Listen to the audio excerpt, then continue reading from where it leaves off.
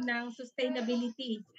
Yun din yung sabi nga namin na, Jeff, dun sa Batang Maliit na Wak, meron kaming isang initiative na ano, na ginagawa o dalawa sila actually, yun talagang maging focus namin in terms of our social responsibility, yung ano, sustainability advocacy in reinventing agri-market, which is pasok yung ginagawa niyo diyan sa ano, sa chocolateria na pag-encourage na magtanim ng mga herbs, which is napakaganda. Tsaka yung isa pang nabanggit namin, yung isang One Seed, One Nation para matulungan din natin at we can give back dun sa ating community lalo na sa mga farmers at saka yung mga legit na farmers na ma-qualify sila at saka maka-access sila ng ano ng yung One Seed One Nation is a seed bank access para ko in terms na nagkaroon sila ng dilution sa kanilang ano product during maraming kasing sakuna diyan sa Pilipinas ano during environmental hazard o typhoon, earthquake o kung mga ano-ano pa. Isa yung naging initiative namin na kung magkakaroon kami ng additional na fund, puwedeng ma-access ito ng mga farmers.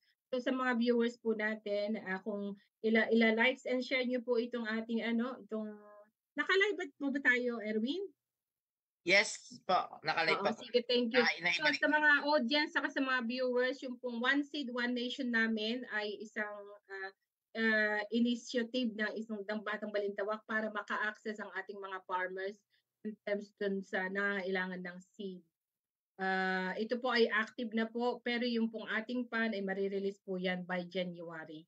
So doon sa gustong mag-join, kailangan niyo pong i-like and share sa ating ano, Integrated Bagsakan Multi-Agency Collaboration Group at saka through sponsorship of Batang Balintawak, please come and join us. Ang forum po na ito ay para sa lahat ng traders, supplier, customer, isang freelance na traders at saka ano pa ba, part ng Department of Agriculture at saka local government ng Region 2, 3, 4 at saka 12. So marami pa po tayong mai-discuss next week. Maraming salamat po sa inyong pag-stay sa amin. So yun po, parati na lang nating isipin din na hindi lang din naman ang sa isang group mas marami the more na marami tayong ano nagkakaroon ng interest at saka nagkakaroon ng enlightenment o sabihin na natin insight do sa iba't ibang sangay o factors kaya naapektuhan ng pricing ng isang produkto lalo na sa Pilipinas. So yun po, marami na tayong nalaman, puwede ka pang gumawa ng alternative in terms of sa costing, kailangan ng farmers ay magkaroon ng financial weight o kaya naman financial literacy para magkaroon sila ng costing so they can make their own decision for their own product at saka kung magkano yung profit nila. At the same time, regulated dapat in terms dun sa pagtitriads niya katulad ng local government, main bagsakan at saka yung ano regulator from the farmers. So may 4 yan na sangay plus 4 na ngayon kasama ang ating customer.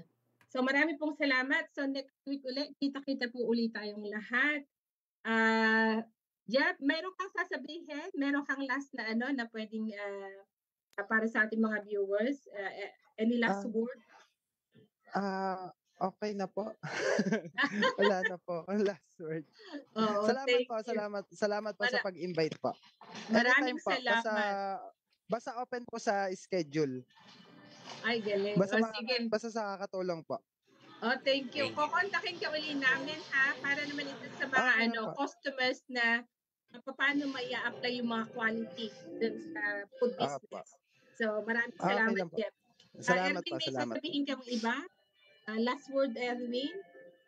Yun, thank you, Sir Jeff. Maraming salamat sa pag-anyaya dito. And yun, sa susunod, ang dami namin natutunan and hingi kami ng mga tips and tricks kung paano pa namin pwedeng mapaganda yung quality or sa handling namin sa mga product na as a chef, mas marami kayong alam na ganun eh. So, yun. Marami tayong pwedeng pagtrabahuan in the future po. Salamat po. And yung alternative po pala, siguro pwede tayo mag-invite dito, tita. Yung mga alternative farming, pwede rin natin sila makausap to join our integrated bagsakan, multi-agency collaboration. So, pwede sila pumasok dun.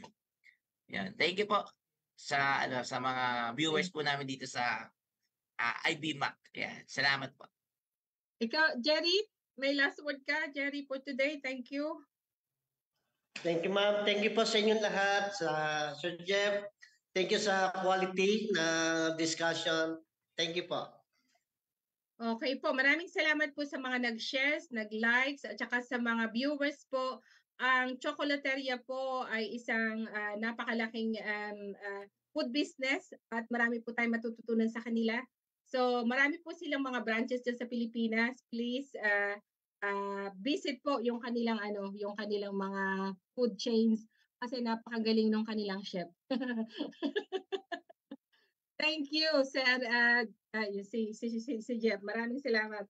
Okay, ito po ang Batang Balintawak is nag-i-sponsor ng IBMA. Marami pong salamat sa nag-join. God bless you po. Signing off na. Thank you.